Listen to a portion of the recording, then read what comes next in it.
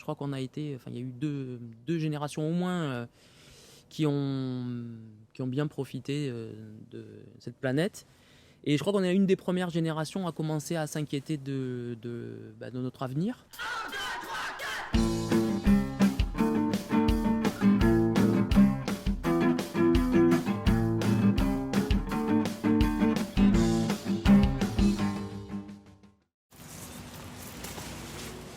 Je m'appelle Olivier Chastain, je suis en reconversion professionnelle, j'étais architecte et je suis maintenant maraîcher en maraîchage diversifié sur une petite commune de la Haute-Garonne qui s'appelle Montaigu-Lauragais, à la ferme de Lacoste.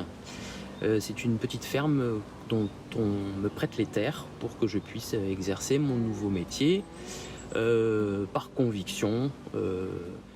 Voilà, j'avais besoin de contribuer à ce changement de monde voilà, qu'on doit absolument faire.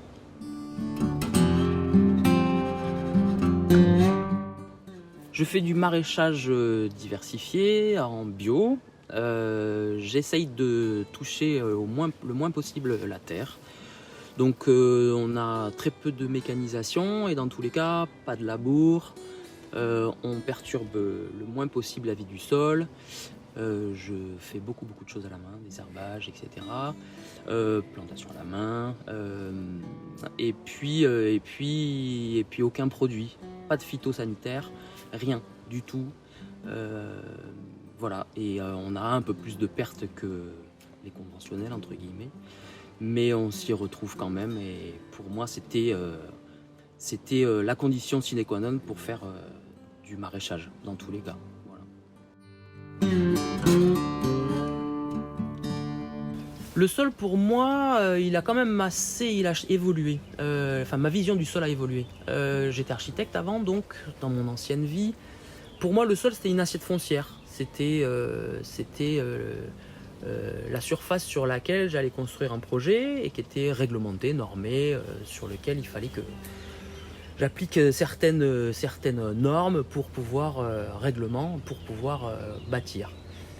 Avec mon nouveau métier et la rencontre avec un réseau qui s'appelle le réseau Sol, qui permet aux agriculteurs de faire des analyses de leur sol, j'ai découvert que ce sol était hyper vivant.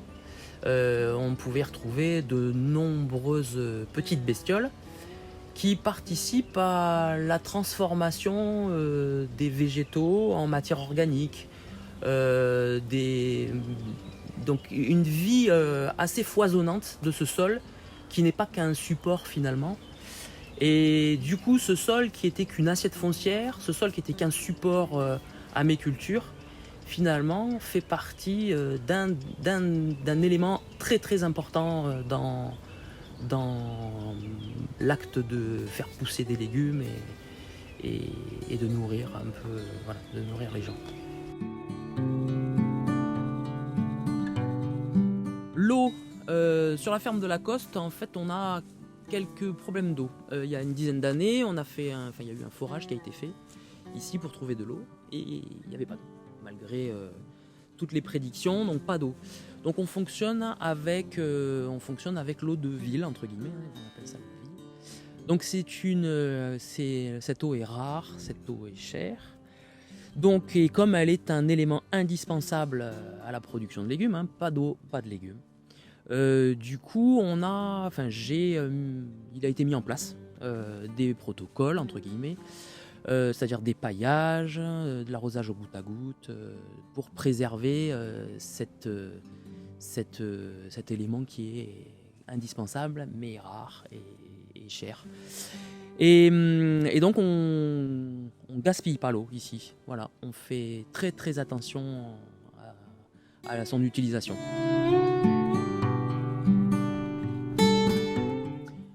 Je crois que oui, il est important de commencer à réfléchir à ce qui nous arrive. Je crois il y a eu deux générations au moins qui ont bien profité de cette planète. Et je crois qu'on est une des premières générations à commencer à s'inquiéter de notre avenir. La pandémie là nous a fait penser que peut-être qu'on allait quand même commencer à réfléchir un petit peu à ce qui se passait. J'espère que ça va continuer dans le bon sens.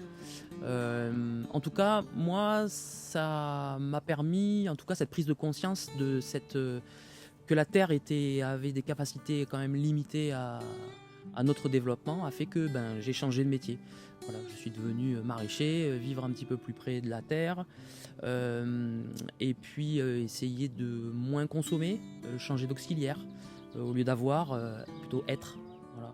Et j'espère que voilà, nos enfants n'auront pas trop d'efforts à faire pour continuer à vivre sur cette planète et que chacun prendra bien conscience qu'il faut limiter un petit peu nos impacts. Voilà.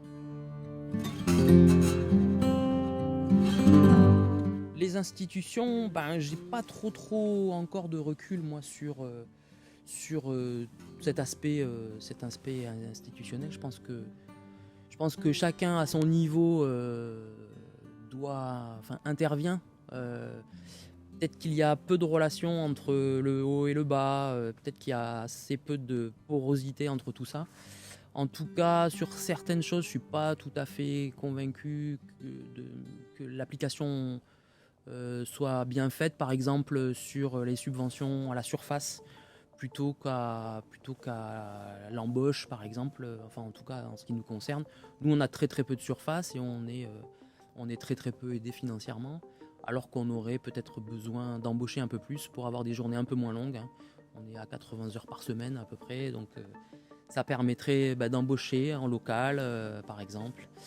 Voilà, après au niveau européen, il y a des choses qui se font, mais voilà, je ne suis pas trop pour l'instant au fait de tout ça.